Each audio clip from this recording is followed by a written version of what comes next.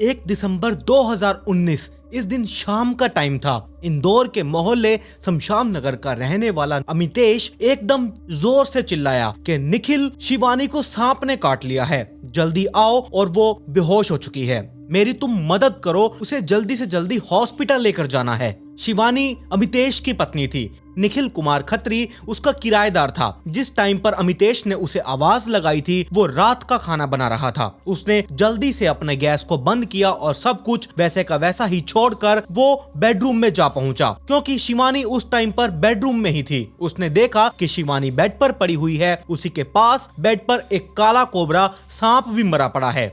अमितेश बहुत ज्यादा घबराया हुआ था। शिवानी के पास पड़े सांप को देखकर निखिल को समझते हुए ये देर नहीं लगी कि इसी सांप ने शिवानी को काटा है, और उसके आते ही अमितेश ने ये कहा कि निखिल जल्दी करो, इसे हॉस्पिटल लेकर जाना है, जल्दी अगर इलाज मिल गया तो शायद शिवानी बच भी सकती है, देर होने पर सांप का जहर पूरी बॉडी में फैल सकता है। दोनों शिवानी को उठाकर बाहर लेकर गए। बाहर अमितेश की कार खड़ी हुई थी, उसे कार में लेटाया गया, और जब अमितेश उसे लेटाकर अंदर जाने लगा तो निखिल ने यह सोचा कि चाबी लेने के लिए जा रहा होगा, लेकिन जब वो वापस लौटा तो उसके हाथ में एक बरनी थी जिसमें वही मरा हुआ सांप था जिसने शिवानी को काटा था। उसे देखकर निखिल ने यह पूछा कि इसे कहां पर लेकर जा रहे हो, डॉक्टर को दिखाकर ये बताएंगे कि इसी सांप ने इसे काटा है, अमितेश ने कहा, और बरनी को पीछे वाली सीट पर शिवानी के पास रखकर खुद ड्राइविंग सीट पर बैठ चुका था। साइड वाली सीट में निखिल के बैठते ही ये कार आगे बढ़ने लगी। शिवानी को वो इंदौर के जाने माने हॉस्पिटल MYS लेकर चले गए थे। अमितेश ने डॉक्टर को बताया कि इसी सांप ने शिवानी को काटा है। डॉक्टर समझ गए कि इसकी मौत तो हो चुकी है। अब अमितेश के अनुसार शिवानी की मौत सांप के काटने से हुई थी, लेकिन जब डॉक्टर्स ने शिवानी की डेड बॉडी को बड़े ही आराम से देखा तो उन्हें ये केस बहुत गड़बड़ लग रहा था। शिवानी के हाथ पर 3 काले गहरे निशान थे जो सांप के काटने के बिल्कुल हो सकते थे, लेकिन साथ ही इसके शरीर पर चोट के बहुत सारे निशान थे। अमितेश बार बार ये कह रहा था कि शिवानी की मौत सांप के काटने से हुई है। सांप के काटने के निशान भी उसके बाएं हाथ पर मौजूद थे। यही नहीं, उसने वो डॉक्टर्स को वो सांप भी दिखाया जिसने शिवानी को काटा था। डॉक्टर्स ने जब देखा जहां सांप ने काटा है वहां पर तो नीले रंग के निशान थे, लेकिन बाकी का पूरा शरीर सफेद पड़ चुका था, जबकि सांप के काटने से मरने वाले की पूरी बॉडी नीली पड़ जाती है। डॉक्टर्स का जब ये शक विश्वास में बदला कि कहीं कुछ ना कुछ गड़बड़ जरूर है, तो उन्होंने हत्या की शक होने की सूचना हॉस्पिटल को दे दी थी। अमितेश पतेरिया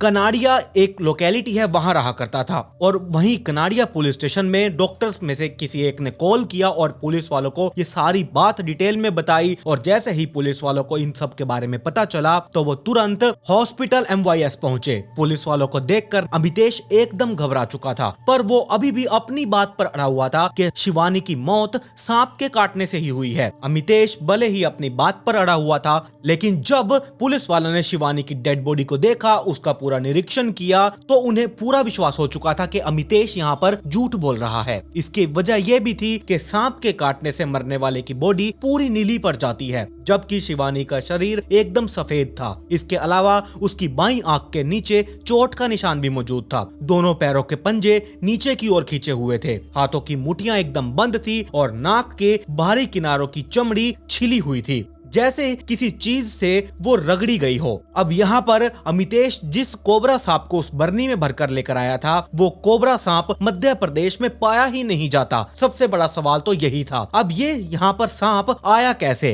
और जिस तरह से सांप को कुचला गया था, उस तरह से एक सांप को कुचलना बहुत ज्यादा मुश्किल होता है, क्योंकि कोबरा बहुत फुर्तीला होता है। पुलिस वालों को ये लग रहा था कि सांप को पकड़कर मारा गया है। और इसी सब के अलावा एक बात ये भी थी, अगर ये क्राइम बरसात के मौसम का होता तो एक बात तो मान भी लिया जाता कि सांप कहीं से आ गया होगा, पर ठंड के मौसम में शहर के बीचों बीच बेडरूम में जाकर सांप एक किसी इंसान को काट ले, ये बात किसी के भी गले से उतर ही नहीं रही थी। इन्हीं सभी बातों को ध्यान में रखकर अनिल सिंह ने शिवानी की डेड बॉडी को पोस्टमार्टम के लिए भिजवाया, और इसके बाद क्राइम सीन को ढंग से निरीक्षण किया गया। वहां अमितेश के घर जाकर बेडरूम का ढंग से निरीक्षण किया गया। बेड पर बिछी चादर इस तरह से अस्त व्यस्त हुई थी जैसे कि उस पर लेटने वाला खूब छटपटाया हो। बेड पर 2 तकिए मौजूद थे, उनमें से एक तकिए के कवर पर लार का निशान था। पुलिस वालों ने तकियों के कवर और बेडशीट को तुरंत फोरेंसिक फॉरेंसिक टीम को भिजवा दिया था। अनिल सिंह ने अभी तक जो भी इस इन्वेस्टिगेशन में पाया था और जो इन्वेस्टिगेशन की थी, उन्होंने ये सारी चीजें अपने बड़े अधिकारियों को बताई।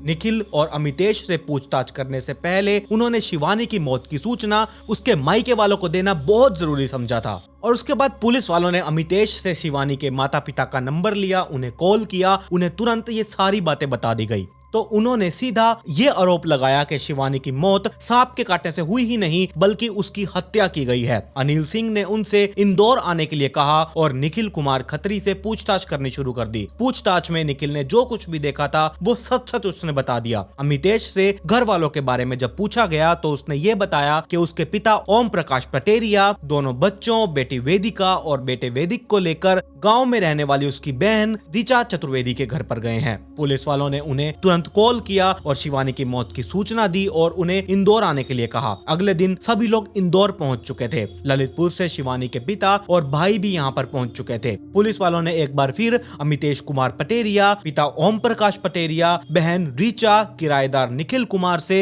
आराम से उन्हें बिठाया अलग अलग जगह पर, अलग अलग कमरों में, और फिर उनसे पूछताछ की गई। इस पूछताछ में सभी के बयान अलग अलग पाए गए थे। इससे पुलिस वालों का शक एकदम विश्वास में बदल चुका था। लेकिन यहाँ पुलिस वालों को अब सबूत इकट्ठे करने थे और यहाँ शिवानी के पिता और भाई का कहना यह था कि अमितेश का नोएडा में रहने वाली किसी लड़की से प्रेम संबंध चल रहा है। वो लड़की नोएडा में उसके साथ लिव इन में रहा करती थी, इसीलिए वो शिवानी को साथ नहीं रखा करता था। उसने शिवानी से तलाक के लिए एक केस भी फाइल किया था, लेकिन बाद में उसने खुद ही वो केस वापस ले लिया था। उस लड़की को लेकर शिवानी और अमितेश में अक्सर लड़ाई झगड़े चलते रहते थे। पति पत्नी के बीच में विवाद की बात अमितेश ने और उसके घर वालों ने भी स्वीकार कर ली थी। पुलिस वाले चाहते तो अमितेश को गिरफ्तार कर सकते थे, लेकिन वो किसी साधारण परिवार से नहीं था, इसीलिए पुलिस वालों को अब पोस्टमार्टम रिपोर्ट और फोरेंसिक रिपोर्ट का इंतजार था। तीसरे दिन जब पोस्टमार्टम रिपोर्ट मिली तो ये सारा केस साफ हो चुका था। पोस्टमार्टम रिपोर्ट के अनुसार शिवानी की मौत हॉस्पिटल आने से पहले 8 घंटे पहले सांप के काटने से नहीं बल्कि दम घुटने के कारण हुई थी। फोरेंसिक रिपोर्ट में भी यह साबित हो चुका था कि शिवानी की हत्या की गई है। पुलिस वालों ने अमितेश के बेडरूम से जो तकिए के कवर और चद्दर जब्त की थी, उनमें से एक तकिए के कवर के ऊपर शिवानी के लार के धब्बे पाए गए थे। शक विश्वास में बदल चुका था। पुलिस वालों ने अमितेश को हिरासत में लिया और उससे सख्ताई से पूछताछ की तो उसने शिवानी की हत्या का अपराध स्वीकार कर लिया था। अमितेश ने पुलिस वालों को यह बताया कि पिता ओम प्रकाश पटेरिया और बहन ऋचा की मदद से शिवानी की हत्या सोते समय मुंह पर तकिया रखकर की गई थी। अमितेश से पूछताछ के बाद पुलिस वालों ने उसके पिता ओम प्रकाश पटेरिया और बहन ऋचा चतुर्वेदी को भी अरेस्ट कर लिया था। अरेस्ट के बाद इन दोनों ने अपना अपराध भी स्वीकार कर लिया था। इस पूरी पूछताछ में शिवानी की हत्या की जो कहानी सामने निकल कर आई वो सच में बहुत ही खौफनाक थी। यहाँ से अब कहानी स्टार्ट होती है। अब आप जरा ध्यान से सुनिएगा। जल संसाधन विभाग के एग्जीक्यूटिव इंजीनियर पद से रिटायर 73 साल के ओम प्रकाश पटेरिया परिवार के साथ मध्य प्रदेश इंदौर के कनाडिया लोकेलिटी में वहां रहा करते थे। उनके परिवार में बेटा अमितेश कुमार, बेटी ऋचा पटेरिया थी। पत्नी की मौत हो चुकी थी। बेटी जब बड़ी थी और यहाँ बेटा छोटा था। बेटे की पढ़ाई पूरी होने के बाद इन्होंने इसकी शादी कर दी थी। बेटा अमितेश पढ़ लिख कर एक्सिस बैंक में मैनेजर के पद पर तैनात हो चुका था। करीब 13 साल पहले ओम प्रकाश ने उसकी शादी ललितपुर की शिवानी के साथ कर दी थी। अमितेश बैंक में जब जॉब कर रहा था, इसीलिए इनके घर में किसी भी चीज की ज्यादा कोई कमी नहीं होती थी। टाइम के साथ साथ ऐसे ही अमितेश की एक बेटी और एक बेटा पैदा हुए। बेटी वेदिका इस टाइम पर 8 साल की है और बेटा वैदिक 4 साल का है। घर में परेशानी इनकी तब शुरू हुई जब करीब 5 साल पहले अमितेश की पोस्टिंग नोएडा हो चुकी थी। पिता रिटायर हो चुके थे और इसलिए वो घर पर ही रहा करते थे। पत्नी और बच्चों को पिता के भरोसे अमितेश नोएडा पहुंच चुका था। उसने पत्नी से यह वादा किया था कि बच्चों के एग्जाम हो जाने के बाद वो उन्हें वापस साथ लेकर आ जाएगा, लेकिन अमितेश अपने इस वादे पर कायम ही नहीं रहा। बच्चों के जब एग्जाम खत्म हुए तब शिवानी ने पति के साथ चलने की जिद की। तब उसने पिता के अकेले होने की बात कहकर उसे उसे इंदौर में ही रहने के लिए कहा। उसका कहना यह था कि उसके नोएडा जाने पर पिता परेशान तो होंगे ही, उनकी देखभाल भी नहीं हो पाएगी और शिवानी यहाँ पर अब जबरदस्ती भी नहीं कर सकती थी क्योंकि अमितेश ने यहाँ बहाना ही ऐसा बना दिया था। मजबूर होकर शिवानी को ससुर के पास इंदौर में ही रुकना पड़ा, जबकि सही बात यह थी कि अमितेश ने पिता की देखभाल का सिर्फ बहाना बनाया था क्योंकि उसका नोएडा की एक लड़की मोना सिंह के साथ लव अफेयर शुरू हो चुका था और इसी के चक्कर में यह अपनी पत्नी शिवानी को नोएडा नहीं लाना चाहता था। मोना से इसकी मुलाकात बैंक में ही हुई थी। वो किसी काम से बैंक में आई थी। उसका वो काम बिना मैनेजर के हो ही नहीं सकता था, इसीलिए मोना जब अमितेश से मिली तो उसने जिस तरह से उसकी मदद की तो वो बहुत ज्यादा प्रभावित हो चुकी थी। फिर वो जब भी बैंक जाती अमितेश से जरूर मिला करती थी। धीरे धीरे ये मुलाकातें दोस्ती में बदली और दोनों ने एक दूसरे के फोन नंबर भी एक्सचेंज कर लिए।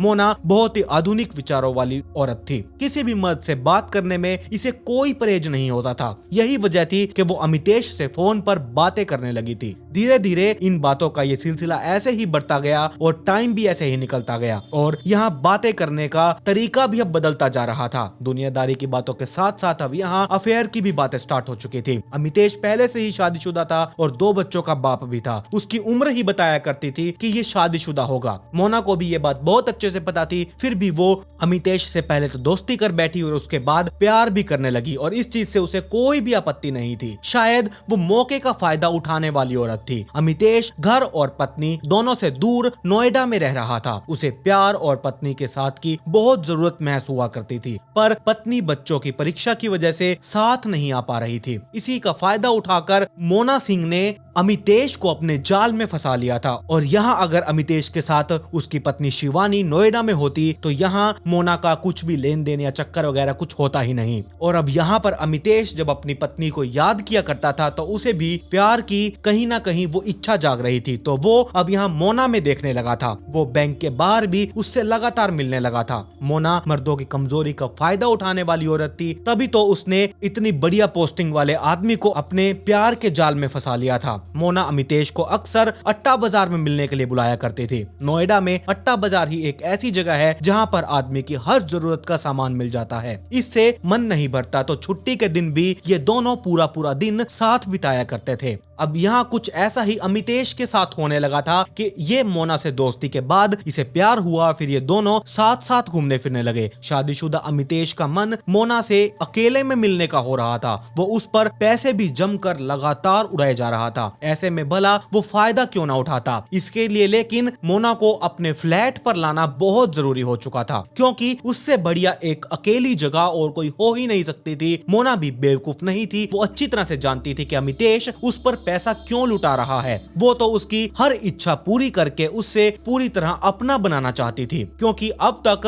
अमितेश के बारे में उसे सब कुछ पता चल चुका था। उसकी हैसियत का भी उसे बहुत अच्छे से पता था। वो बैंक में मैनेजर था और अगर ऐसा आदमी इस तरह उसे मिल जाए तो भला कौन नहीं पाना चाहेगा। मोना भी उसे पाने के लिए कुछ भी करने के लिए तैयार थी। वैसा ही हाल अमितेश का भी हो चुका था। वो भी मोना को पाने के लिए कुछ भी करने के लिए तैयार हो चुका था क्योंकि उसके आगे अब पत्नी एकदम बेकार लगने लगी थी। मोना का हाथ हाथ में लेकर अमितेश घुमा ही करता था। ऐसे में एक दिन उसने कहा कि मोना तुम मेरे फ्लैट पर मिलने के लिए मुझसे क्यों नहीं आती। मोना ने वापस कहा कि तुम नहीं बुलाते मैं तो आने के लिए तैयार हूँ। तो अमितेश ने फिर उससे पूछा क्या तुम मेरे कमरे में आ सकती हो, इतनी तुम्हारे में हिम्मत है। फिर यहाँ मोना दोबारा बोली कि हाँ मेरे में तो हिम्मत बहुत है, तुम अपनी हिम्मत की बात करो। तो यहाँ अमितेश ने फिर कहा मैं तो बार बार यही सोच रहा था कि शायद तुम मुझे मना ना कर दो। तो फिर यहाँ मोना दोबारा बोली कि जब मैं तुम्हारे साथ घूम सकती हूँ, तुम जहाँ बुलाते हो मैं वहां पर जा सकती हूँ। मैं तुमसे बैंक में कॉन्टिन्यूसली मिलने के लिए आती रही, फिर तुम मुझे अगर अपने फ्लैट पर बुलाओगे तो मैं क्यों नहीं आऊंगी, मैं बेशक आऊंगी, तुम बुलाने की हिम्मत तो करो। तो यहाँ फिर अमितेश ने कहा कि तुम फ्लैट पर आने का मतलब समझती हो। उसने कहा कि हाँ मैं खूब अच्छी तरह से मतलब समझती हूँ, इसीलिए तो मैं हिम्मत की बात कर रही हूँ। कमरे पर आने का मतलब है तुम्हारी इच्छा पूरी करना, मैं उसके लिए भी तैयार हूँ। अब तुम सोचो कि तुम उसके लिए तैयार हो कि नहीं। अमितेश ने फिर कहा कि मैं तो तैयार हूँ, मैं तुमसे फ्लैट पर चलने के लिए तभी तो बोल रहा हूँ। तैयार तो मैं भी हूँ, पर अगर तुम पत्नी वाला प्यार चाहते हो तो मुझे तुम्हें पत्नी वाला दर्जा देना होगा। मोना ने अपने मन की बात खुलकर बता दी थी। मोना की इस बात पर अमितेश पटेरिया सोच में पड़ चुका था। उसे सोच में डूबा देखकर मोना ने कहा कि किस सोच में तुम डूब चुके हो? पत्नी वाला प्यार चाहिए तो दर्जा तो पत्नी वाला ही देना होगा। अमितेश को मोना बहुत अच्छी लगती थी। उसने पत्नी और मोना में जोड़ लगाना शुरू किया। उसकी पत्नी शिवानी घरेलू और पुराने विचारों वाली, घर परिवार में ही सुख तलाशने वाली औरत थी। उसने ससुराल में साड़ी के अलावा कभी भी कोई और कपड़ा ट्राई नहीं किया था। उसकी शक्ल सूरत भी साधारण सी थी, क्योंकि वो पहले ही साधारण परिवार से बिलोंग करती थी और ना ही उसके कुछ बड़े बड़े नखरे थे। अपने बच्चों में ही वो हमेशा उलझी रहा करती थी। उसके लिए बच्चे थे पहले और फिर पति बाद में। अमितेश को इन सब की आदत भी बहुत अच्छे से पड़ चुकी थी, लेकिन मोना से मिलने के बाद शिवानी अब उसे बेकार लगने लगी थी। उसे सिर्फ अब यहाँ मोना ही दिखाई देने लगी थी। मोना जींस टॉप तो पहना ही करती थी और अमितेश उसे जो भी कपड़े खरीद कर देता वो उन सबको भी वो पहना करती थी। बाजार में खुलेआम उसका हाथ पकड़कर चलना, लाज रखड़े भी करना, उसे दिखाना, ये अमितेश को भी बहुत भा रहा था। और इस तरह की अगर इसे प्यार करने वाली लड़की मिल रही थी तो क्यों ना ये उसकी हर शर्त मानेगा। तो अमितेश ने भी उसकी सारी शर्तें मान ली। फिर मोना अमितेश के फ्लैट पर अपना सामान लेकर हमेशा हमेशा के लिए पहुंच चुकी थी। वो बिना शादी के ही अमितेश के फ्लैट पर अमितेश के साथ रहने लगी। और इसे आप लोगों को बहुत अच्छे से पता है, इसे एक लिव इन रिलेशनशिप कहा जाता है। और वहां इस जगह पर इस तरीके से रहना एक तरह का फैशन बन चुका है। अमितेश मोना के प्यार में पूरी तरह से फंस चुका था। उसके आगे शिवानी एकदम बेकार लगने लगी थी। उसकी हर जरूरतें मोना से जब पूरी होने लगी तो वो शिवानी को धीरे धीरे भूलता जा रहा था। शुरू में घर परिवार में व्यस्त रहने वाली शिवानी ने इस बात पर बिल्कुल भी ध्यान नहीं दिया, पर बात जब कुछ ज्यादा ही आगे बढ़ चुकी थी तब उसने अमितेश को नील उलाना देना शुरू कर दिया। ऐसे में अमितेश काम का बहाना बनाकर खुद को बार बार बचाने की कोशिश किया करता था, लेकिन कोई भी गलत काम कोई इंसान कर रहा हो ज्यादा टाइम तक वो छुपा ही नहीं रह सकता। और इसी के बाद शिवानी के बच्चों के एग्जाम हो जाने के बाद उसे उन्हें नोएडा लाने के लिए कहा था। बच्चों के यहाँ जब पेपर हो गए तो शिवानी बच्चों को लेकर नोएडा आने की तैयारी करने लगी थी, क्योंकि नोएडा में बच्चों के एडमिशन भी करवाने थे। लेकिन उन्हें नोएडा लाने की बजाय वहाँ मितेश लगातार बहाने बनाए जा रहा था, क्योंकि अब तक वो पूरी तरह से मोना का हो चुका था। जैसे जैसे दिन बीत रहे थे वो मोना के नजदीक आता जा रहा था और शिवानी से लगातार दूर होता जा रहा था। और इधर अभी तक अमितेश पूरी तरह से मोना का हुआ नहीं था। वो भले ही उसके साथ लिव इन में रहा करती थी, मतलब उसका पूरा परिवार, मतलब उसका ये पूरा हक शादी के बाद ही हो सकता था। अमितेश की एक शादी पहले ही हो चुकी थी। उस पत्नी से उसे 2 बच्चे थे, इसीलिए दूसरी शादी के लिए उसे पहली पत्नी से तलाक लेना बहुत जरूरी था। मोना के लिए वो शिवानी से तलाक लेने के लिए भी रेडी हो चुका था, पर उसे तलाक की कोई भी वजह नजर नहीं आ रही थी, क्योंकि शिवानी सीधी सादी और एकदम ग्रस्त महिला थी। अभी ससुराल वाले भी उसी के पक्ष में थे। इसके लिए अमितेश को पिता और बहन को भी अपने पक्ष में करना बहुत जरूरी था। घर वाले उसके पक्ष में तभी आते जब शिवानी से उन्हें कोई भी परेशानी होती, और इसी के लिए अमितेश ने ये घर में चाल चलनी शुरू कर दी थी। वो जमकर शिवानी की उपेक्षा करने लगा, जिससे शिवानी एकदम चिढ़ने लगी थी और ये सोचने पर मजबूर हो गई कि अमितेश उसके साथ ऐसा क्यों कर रहा है। जल्द ही उसे अपनी उपेक्षा की वजह पता चल चुकी थी। पता चला कि उसके पति को बीवी जैसा सुख देने वाली कोई और लड़की मिल चुकी है, इसीलिए वो उसकी उपेक्षा कर रहा है। मोना से नितेश के संबंध होने की बात पता चलते ही पति पत्नी के बीच में लगातार झगड़े होने लगे, और यहाँ जब लगातार झगड़े बढ़े तो घर परिवार पर भी इसका बहुत असर पड़ने लगा था, जिससे घर में परेशानी होने लगी। पिता और बहन को जितना लगाव अमितेश से था उतना शिवानी से बिल्कुल नहीं था। घर वालों को शिवानी से अमितेश का लड़ना बिल्कुल अच्छा नहीं लगता था। उन्हें यह लगता था कि शिवानी उसे लगातार परेशान कर रही है, इसीलिए वो शिवानी का पक्ष लेने की बजाय अमितेश का ही पक्ष लेने लगे थे।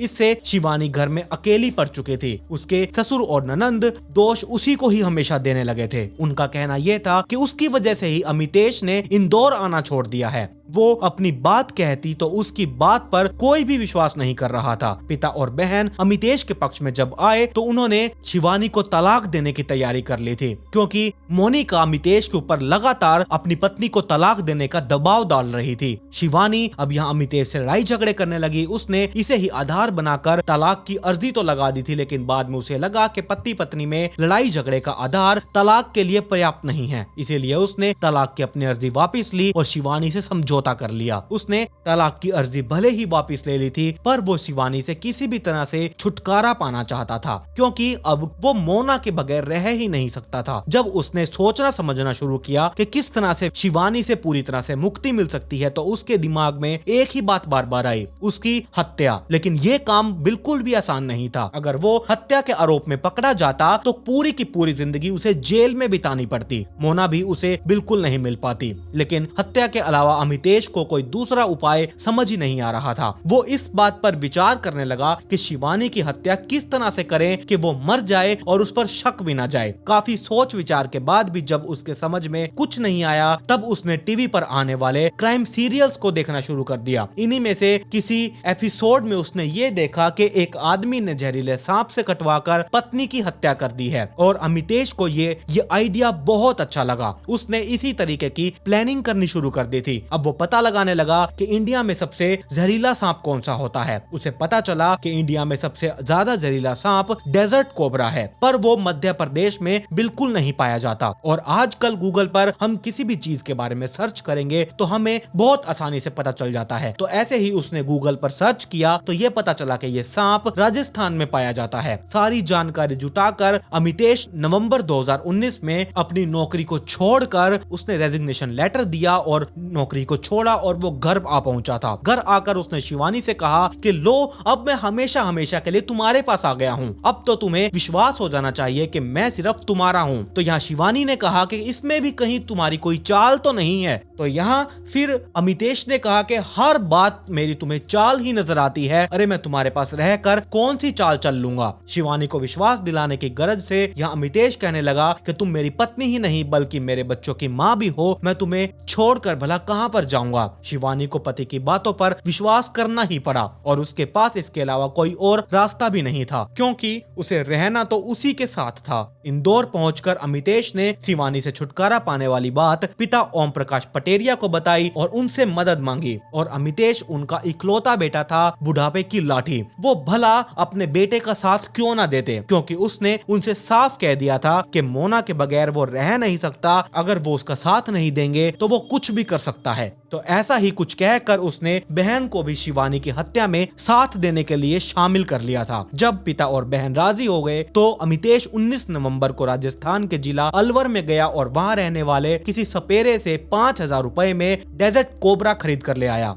और उसने उस कोबरा को एक बरनी में बंद किया और उसे घर आकर अलमारी में छिपा दिया। और यहाँ उसके बाद वो मौके का इंतजार करने लगा था। वो हर रात शिवानी के सो जाने के बाद उस जहरीले सांप से कटवाने की कोशिश कर रहा था, पर सांप को हाथ से पकड़कर शिवानी को कटवाना वो हिम्मत ही नहीं कर पा रहा था इन सब की। इस तरह से एक एक करके यहाँ 11 रातें गुजर चुकी थी। सांप से कटवाने में उसे एक बात का डर और सता रहा था कि कहीं शिवानी जाग गई और उसके हाथ में सांप देख लिया तो वो शोर मचा देगी। उसके बाद वो पकड़ा जा सकता है और हत्या की कोशिश में उसे सजा भी हो सकती है। जब अमितेश ने ये देखा कि वो जीते जी शिवानी को सांप से नहीं कटवा पा रहा है, तो उसने पिता और बहन की मदद ली। जब वो दोनों मदद के लिए राजी हो गए, तब 1 दिसंबर की सुबह पिता और बहन की मदद से अमितेश ने सो रही शिवानी के मुंह को तकिए से दबाकर उसे मार डाला। शिवानी की हत्या के बाद उसके पिता और बहन बच्चों को लेकर चले गए। तो यहाँ अमितेश ने अपनी अगली प्लानिंग के ऊपर काम करने लगा। अब वो मरी हुई शिवानी को सांप से कटवाना चाहता था। इस कोशिश में उसे बहुत टाइम लग चुका था, क्योंकि वो खुद भी डर रहा था कि कहीं सांप उसे ही ना काट ले। तो आखिरकार दोपहर को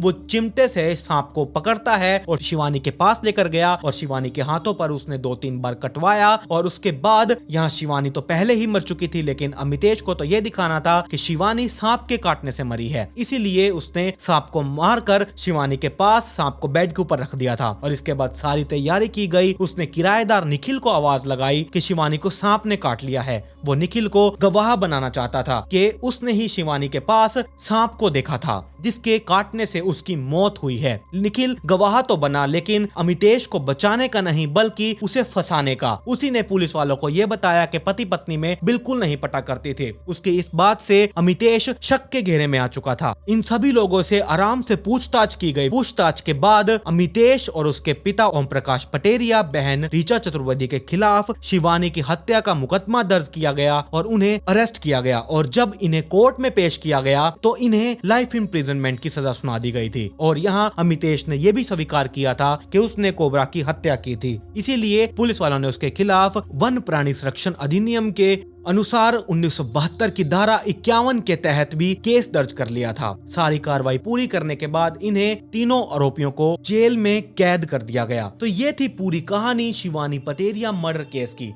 आप बताइए, आप लोगों ने क्या पहले कभी इस स्टोरी को सुना है या फिर नहीं? मुझे कमेंट सेक्शन में जरूर बताइएगा। और अगर आज आप इस चैनल पर पहली बार आए हैं तो चैनल को सब्सक्राइब कर लीजिए, साथ में नोटिफिकेशन बेल आइकन को दबाना बिल्कुल मत भूलिएगा। मेरी इंस्टाग्राम आईडी आप लोगों की स्क्रीन के ऊपर है, इसका लिंक नीचे डिस्क्रिप्शन में दिया हुआ है। जाइए और जल्दी से इंस्टाग्राम आईडी को फॉलो कर लीजिए। खैर, पिछली वीडियो का शाउट आउट @anuai1305 को comment pick me to get a shout out in next video. मिलते हैं ऐसी ही एक और चौंका देने वाली इंटरेस्टिंग स्टोरी के साथ।